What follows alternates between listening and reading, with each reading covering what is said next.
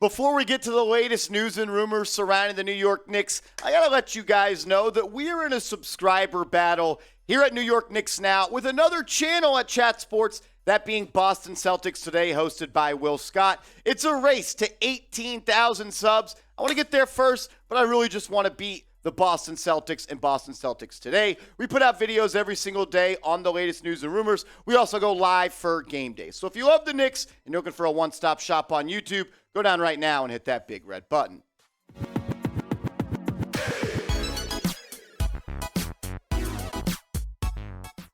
Are the New York Knicks the favorite to trade for Joel Embiid? We're going to break that down on today's show. I'm your host, Marshall Green, because Bill Simmons is saying that the Knicks are the lead candidate to trade for Joel Embiid. He brought it up on his podcast. Once again, we broke this down back in October. Let's break it down once again. He said on his podcast this week that the Knicks are in Embiid pole position if that Philly thing goes nuts this spring, which is like the biggest secret thing that everyone has been talking about. It's kind of like the underground story right now. He said, this is all like hearsay, rumor mill, like gossip stuff. But a lot of times when there's this much smoke, I get suspicious. And he said the last time he saw this much smoke about a situation was when LeBron James went to the Los Angeles Lakers. And this really started with Bill Simmons because he started to talk about James Harden. He said, if James Harden goes to Houston, which he said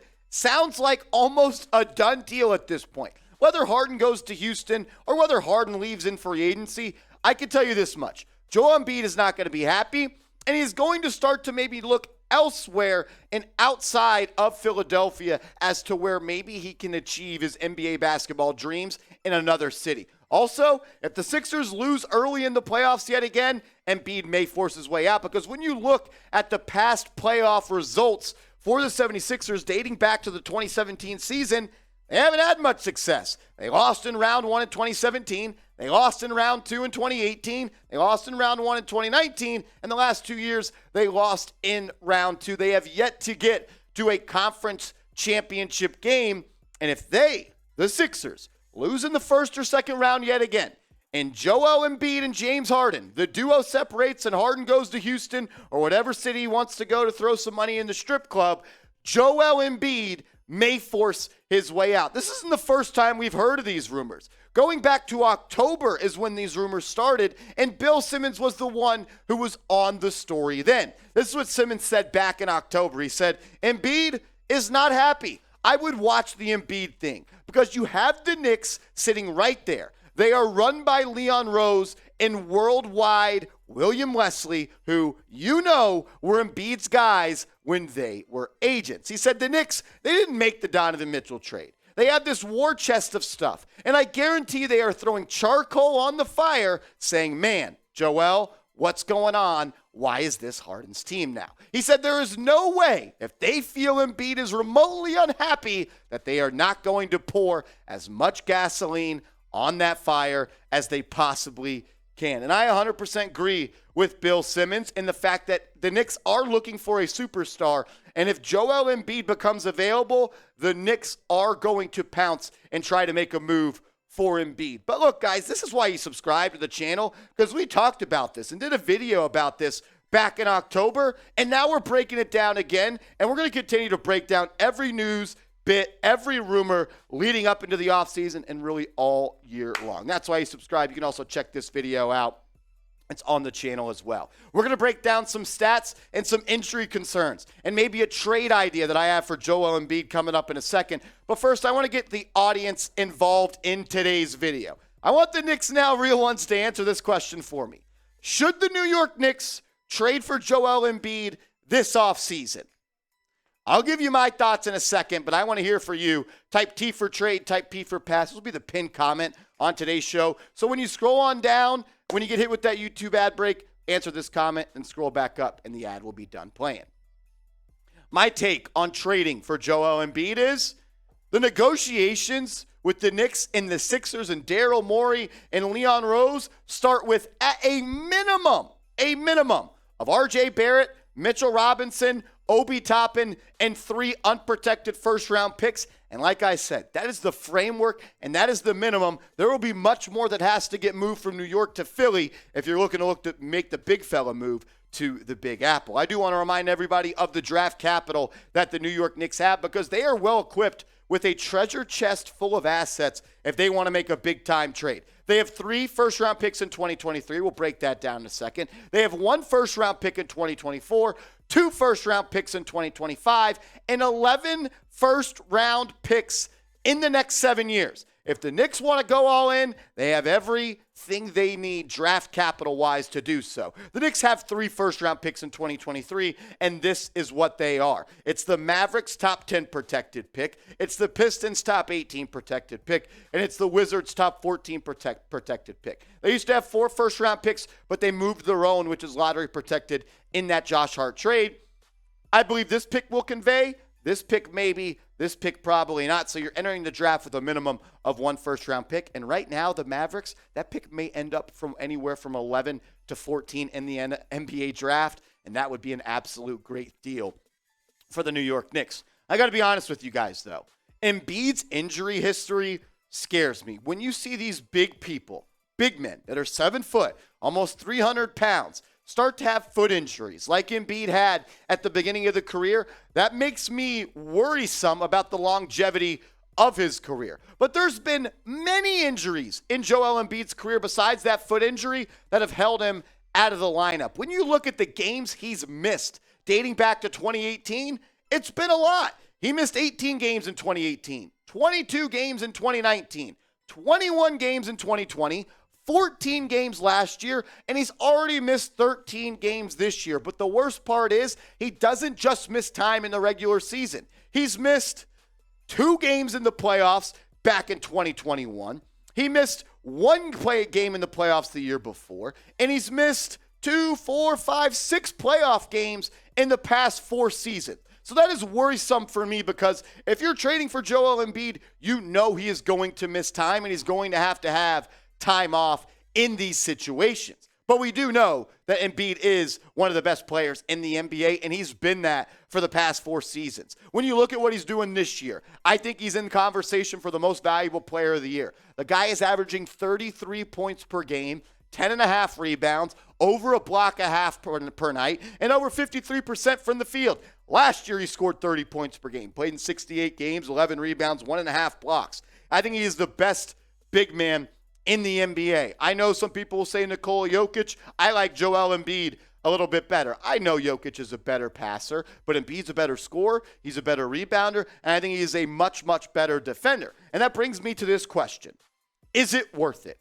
Is it worth it to go all in and dump the cupboard of assets you have built up year after year after year to go for Joel Embiid, who we know, in my opinion, is a top 10 bona fide player in the NBA, maybe even top 5. But he's guaranteed to miss at minimum 15 games in the regular season and maybe even a game or 2 in the playoffs.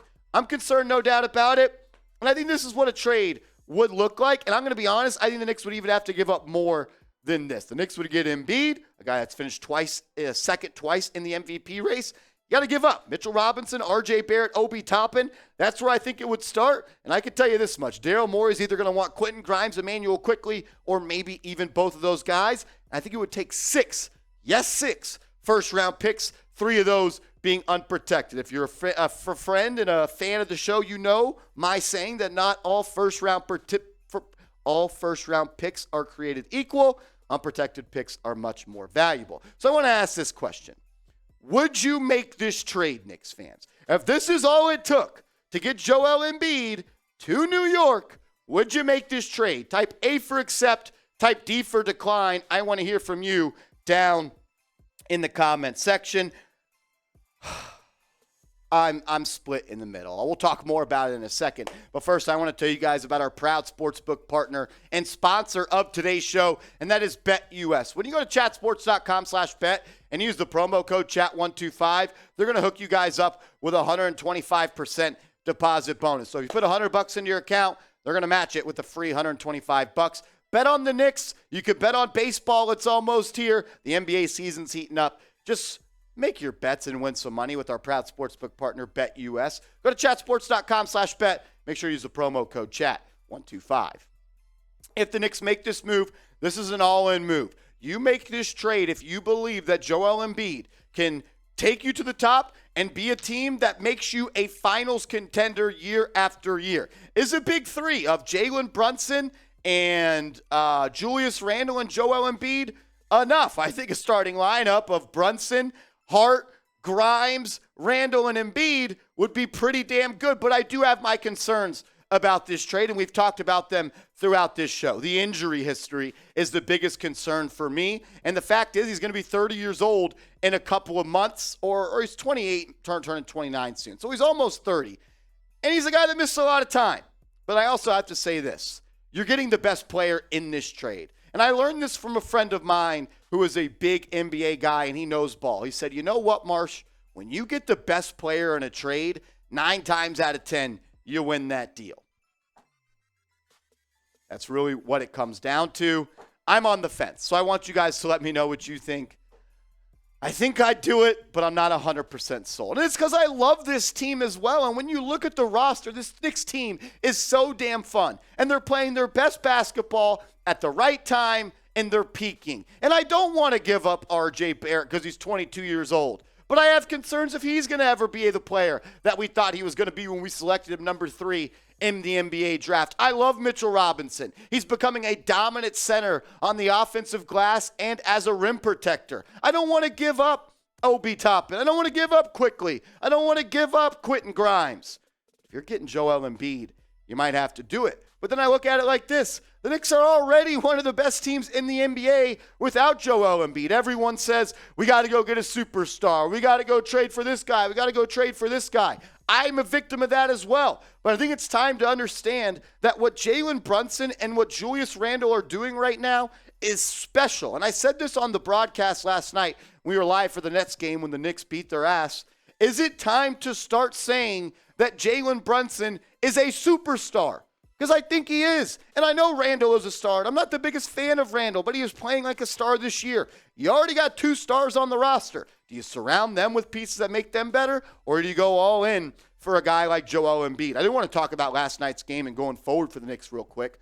I loved what I saw from Quentin Grimes. He'd kind of been struggling a little bit the past couple of games. I think in like the last 20 games, he's shooting 32% from deep, but he came out on fire. He came out and hit shots, and he played good defense. If Quentin Grimes hits shots like that, watch out, New York Knicks fans, because you have a young player who I'm a big fan of that plays defense, that hustles, that makes all the right plays, and has the ability to be a sniper from beyond the arc. I also want to talk about Emmanuel Quickly right here. He's the 6th man of the year. I'm done saying he deserves to be in the conversation. Emmanuel Quickly is the 6th man of the year. When you look at all the 6 men in the NBA and their plus minus, Emmanuel Quickly is number 1. Sure, you can give love to Tyrese Maxey. Sure, you can give love to Brogdon and Boston. Emmanuel Quickly is the 6th man of the year. And right now, the Knicks are the 5th seed in the Eastern Conference. They're 1 loss behind the Cleveland Cavaliers for the 4th seed. So if the season ended the day, we would have a matchup for the ages. The Cleveland Cavaliers and Donovan Mitchell versus Jalen Brunson and Julius Randle and the New York Knicks. Some people asking the Knicks get up to the 3 seed. I think that'd be really tough. I think they can get up to the 4 seed right now. If the Knicks go 500 the rest of the season, they would finish with 46 wins as they have 18 games left. So I want to ask this question to round out today's show. How many games will the Knicks win this season? Right now they're sitting at 37-27. Go 500 the rest of the way, you finished at 46 wins. Is 48, 49, 50 wins doable? Let me know. How many games do you think the Knicks win this season? I also just want to say thank you for everybody tuning in to today's video. Kind of a longer show, but we had a lot to talk about. When your team wins 10 out of their last 12 games and they're on a 7-game winning streak and they're rising up the rankings in the Eastern Conference, we got to talk Knicks. Glad we got 2 today. Another way you can stay up to date on news and rumors surrounding the NBA is on my Twitter, @MarshallGreen_.